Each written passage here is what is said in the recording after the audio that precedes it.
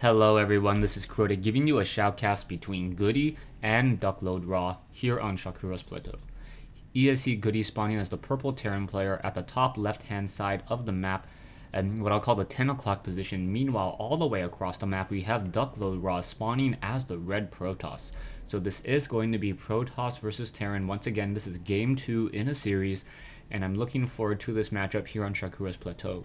Now, based upon the spawning locations, these backdoor rocks are not going to come into play nearly as much as they would if it was a south side versus south side spawn or a north side versus north side spawn. It is always going to be an east-west spawn here on Shakuras Plateau. So both players may try to go more for an economic game. We can see a front door now being built by Goody. Goody getting that supply depot on that ramp will be able to put down a barracks and another supply depot in order to wall off his front door. Remembering back to other games by DuckLoadRa, DuckLoadRa does like to get an early zealot and then try to put pressure with that early zealot early in the game, as Marines generally fall very easily to zealots unless the SCVs are pulled off the main mineral line and tried to fight back. You can see, taking a look at the production tab now, SCVs, probes, and barracks now being placed down.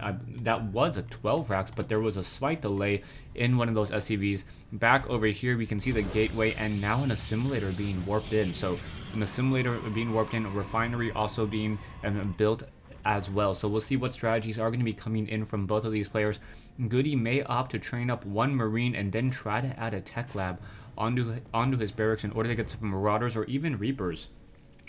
I would highly suggest Reaper expansion here on Shakuras Plateau. As Shakuras Plateau, you are always going to be cross-spawn, so having a very fast mobile unit is very important in trying to deal with any sort of early aggression and for strong scouting in the game. We can see now one SCV sitting here. Is that SCV? Building the supply depot. So this poor probe will not be able to truly get inside or see anything at all. One Marine will be popping out in just a second, and now coming down the ramp and now shooting at that probe. The probe, however, may be able to slip away down to 4 hit points, and the Marine could have gotten in one more shot but did not. We can see the cybernetics core now coming in as well. The pylon, so another standard build. Once again, there's that zealot that I was talking about just moments ago. This SCV will try to walk up that ramp and will quickly find itself on the skewering end of a side blade and perhaps not make it out back alive. So the timing should be just right. That zealot now will be popping out. Oh no, yes, now chrono boosting and also getting a stalker as well. And now the zealot chasing after that SCV. SCV wandering around on the inside, able to get a lot of site information so far, as this SCV wants to see if a second assimilator has been placed down. It doesn't look like a second assimilator has been placed down. Note now being placed down over here. Goody needs to scout this out, otherwise he may expect that there's going to be an expansion coming in. And now there is one Marine down here. A bunker is being placed down in addition to a factory. We are getting double gas, so Banshees may be coming in. Banshee is very, very strong on maps like this, as there is a lot of room for those Banshees to maneuver. The more dead space there is, more untraversable space, the better it is for those Banshees and other units. Marine's going to hop inside that bunker in just a moment. There's that barracks, and now there's that tech lab with a starport coming in. So it is going to be one base Banshees, perhaps 2 Banshees split in order to deal some damage. The Stalkers and Zealot I'm going to try to walk up that ramp and going to quickly find themselves taking a lot of damage from that bunker over there. Goody getting some damage onto those units. No critical, or it's only 3 points of critical damage onto that Zealot. And that Zealot now at 97 hit points, a couple shields, but not too much. And back over here, we now see that starport should most likely lift off, land, train up a Banshee, and then start that cloaking research as soon as he has enough gas, which should be in just a little bit of time. Nope. Needs he started the cloaking research first.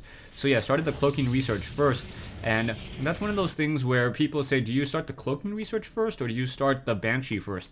In my experience, it's always better to get the Banshee first, because the travel time between these two bases is about 60 seconds anyways. So while that Banshee is being trained, you can gather, if that Banshee is out a little bit early, you can get a little bit more energy, able to deal more damage and stick around even longer. So by the time that this Banshee heads over here, the cloaking research will be finished by a fair margin, I believe. Yeah, you're going to see at 50 seconds. It takes longer than 50 seconds for a Banshee to make it across the map. We can now see a Banshee flying out over here. I believe the probe may be able to catch sight of it. Yes, does get sight of that Banshee, and that was absolutely critical. Stalkers are now going to have a welcome party along with 2 sentries in order to receive that Banshee. And now with that robotics facility will chrono boost out an observer.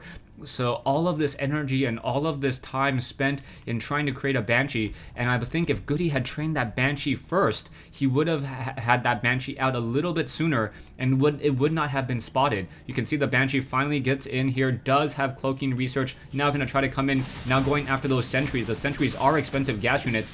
Down goes 1 sentry, now going after that 2nd sentry, but now already coming into play is that observer. So 2 sentries have been taken down. The stalkers are going to be able to finish it off, but that was a pretty fair trade. 2 sentries costing 100 minerals, 200 gas versus 150 mineral, 100 gas Banshee. So nice play by that, but Goody really wanted to deal some economic damage. He did research a lot into this location, and now WhiteRa expecting that another Banshee may be coming in from the other side over here. You can see it. The Stalkers and Observer and Sentry are already coming into weight. In comes that cloaking, but it's not going to matter at all as there are 2 Observers in the air. This Banshee perhaps going to get some damage onto these probes over here. Down goes 1 probe, and is he going to be able to get 2? Yeah, 2. Is he going to actually be able to get enough economic damage? Going after 3 probes and now trying to fly away. It looks like he will be able to escape, and now trying to stay away from those particle disruptors, from those Stalkers. Back here, 1 SCV, I'm curious enough, building a missile turret over here on the low ground. That's kind of an odd place for it, as it would take damage from these siege tanks when they tried to protect that 1 missile turret as well. So 2 siege tanks up on this high ground covering this ramp here. It is going to, however, take some damage from Stalkers and Colossi if the Colossi are able to see up that high. Back here we can see a couple Zealots just sitting around, not much happening. 1 Observer now making its way out and quickly going to shoot down an Observer there, so nicely done. Good job, you little missile turret guy in the center. Yeah, I'm sure many of you guys don't know, but there is actually a little commander inside that missile turret right there. Back over here, still 1 probe activating the Zelnaga Watchtower. 3 base play, or 3 gate play off of, and now a Twilight Council getting Stalker Blink. So Stalker Blink in order to zero in on that distances. There are a lot of siege tanks though, so those siege tanks out of siege mode are very strong counters against Stalkers. Siege tanks attack relatively quickly, almost 1 attack every second, also does 25 damage per attack. Stalkers on the other hand only do 14 damage per attack, and they attack about 1.5 seconds. So they do less damage and attack slower, but the Stalkers are much easier to mass as the Stalkers only take 50 gas as opposed to 125. Stalkers perhaps going to try to blink into this position over here. An Observer, once it gets in this position, means that these siege tanks are not going to be able to get within combat range, and that is going to be very, very interesting. Waiting for that Observer to come over, and now just a straight blink up into the base. That is going to be a problem. There's not much over here, and now Stalkers blinking up onto that high ground. Siege tanks able to get off 1 round of blast. Another siege tank now trying to blast in as well. Maybe able to get off some more kills there. Marines and Hellions now trying to engage, but it looks like those SCVs are going to be just very, very vulnerable as those Stalkers blink in once again. 1 Stalker down over here. Siege tanks now trying to make their way over. The siege tanks just going into old tank mode in order to deal some damage. SCVs need to be pulled off the mineral line. Not quite sure why they are just constantly taking damage as opposed to running away or trying to take, or at least trying to fight back against these Stalkers over here, but nicely done. WhiteRa or DuckLoadRa using the time, getting some damage, and also taking the opportunity to go into get another expansion of SCVs now coming in to swarm in and surround this poor Stalker. Oh, the Stalker was able to blink away once again, and it looks like that cooldown it may not allow him to run away once more. No, it looks as though it will, as the siege tank may not be able to actually shoot at that Stalker just quite yet. Hellions now making their way over.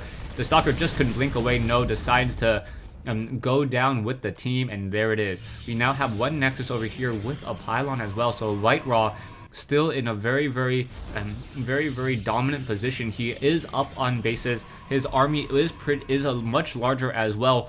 almost double in size, and he pretty much knows exactly what his opponent has. There is one siege tank now hiding within the mineral line here, and these stalkers may try to blink in from the low ground and perhaps deny gas. The observer is here, and the observer quickly going to get shot down. Oh no, the missile turret does go down first, so that observer is still going to stay there, and now Marines coming in. Hellions with blue flame trying to take down stalkers, but that is not going to work out all too well. There is also one siege tank there. The stalkers just keeping their distance, making sure to pull away. One stalker to the shadows it runs, making sure to not take any additional damage. One Hellion now trying to put more pressure over here. Marines, oh, another nice stalker blink there, and blinking back once again, taking down the refinery, and now only able to mine off of 2 SCVs there. Back here, we now have one Banshee in the air. That Banshee's from earlier play still has 4 kills. Not anymore. Observer still hanging around inside Goody's base. Goody needs to take up another expansion at some point. Otherwise, he's just going to get stuck here for quite some time. And now, that one Viking is able to spot that one observer there, but the stalkers are able to come in and blink up in time. Perhaps try to deal some damage. There are stalkers down over here. Siege tanks battling away. Marines absorbing much of that damage, as Marines only take 10 damage per attack as opposed to 14 from those stalkers. More stalkers now being warped in here.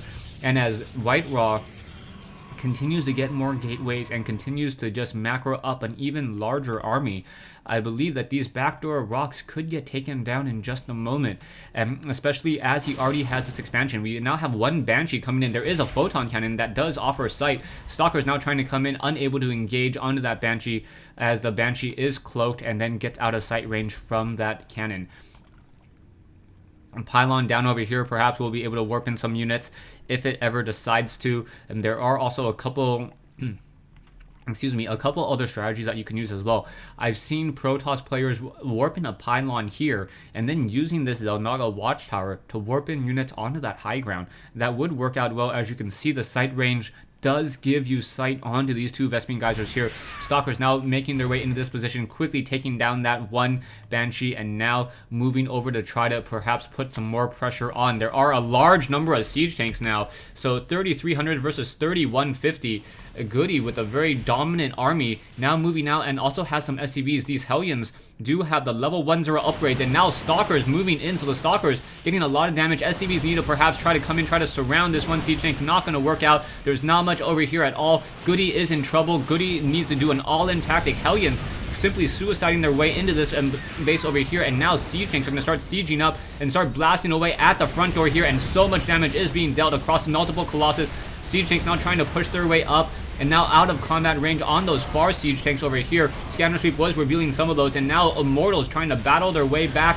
Hellions, SCVs are on auto repair, but the Stalkers in the base able to clean up the rest of Goody's base, and now Goody says GG. So DuckLoadRa takes another game in this series. Stay tuned for Game 3 in this matchup between Goody and DuckLoadRa, aka DuckLoadRa. And I believe the next game will be on Pawn or Pawn Ray. I'm not 100% sure how to pronounce that. Yeah, thanks for watching. Thanks for listening.